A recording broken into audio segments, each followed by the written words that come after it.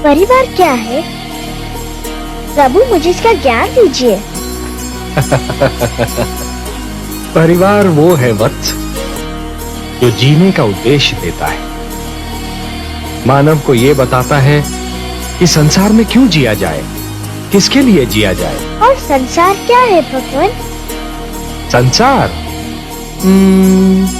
संसार एक बड़ा परिवार है पुत्र। परिवार का विशाल रूप है, मेरी श्रेष्ठ रचना है।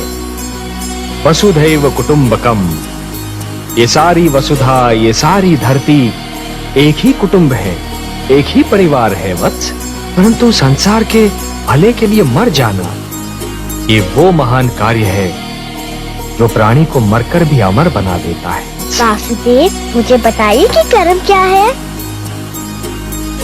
कर्म पूजा है वत्स, कर्म यज्ञ है, कर्म जीवन है, जीवन का आदर्श है। और जीवन क्या है देव?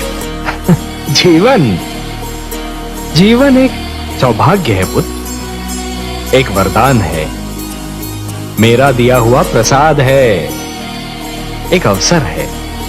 वत्स, अब और प्रश्न पूछने हैं मुझसे?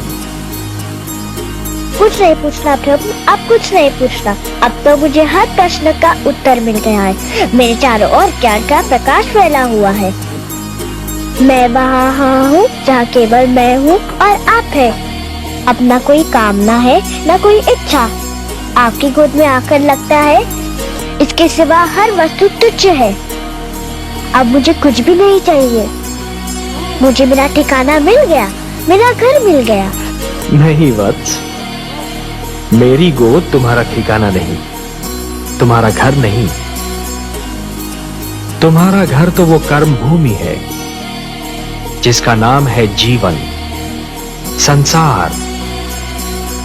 भक्ति से तुमने मेरा मन जीत लिया, अब कर्म के माध्यम से तुम्हें परिवार का मन जीतना है। अपने परिवार की सेवा करके एक पुत्र धर्म को निभाना है। हे देवर्षि, जिस प्रकार यदि कोई व्यक्ति उधार लिए हुए धन को यदि अपनी संपत्ति मानेगा तो बहुत शीघ्र कंगाल हो जाएगा। यही तो विधि का विधान है महादेवी। जो दूसरे को दुख देकर हंसता है, होनी उसे दुख देकर 100 बार रुलाती है। इसलिए दूसरों को दुख देने से पहले इतना अवश्य सोच लेना चाहिए कि यदि इसी दुख का वज्र अपने सिर पर गिरे तो क्या होगा। महादेवी, जिस प्रकार बिच्छू को यह ज्ञान नहीं होता कि उसका डंक केवल किसी और को नहीं स्वयं उसे भी चुभ सकता है, उसी प्रकार एक दुष्कर्मी को भी यह ज्ञान नहीं होता कि उसका दुष्कर्म स्वयं उसे भी हानि पहुंचा सकता है।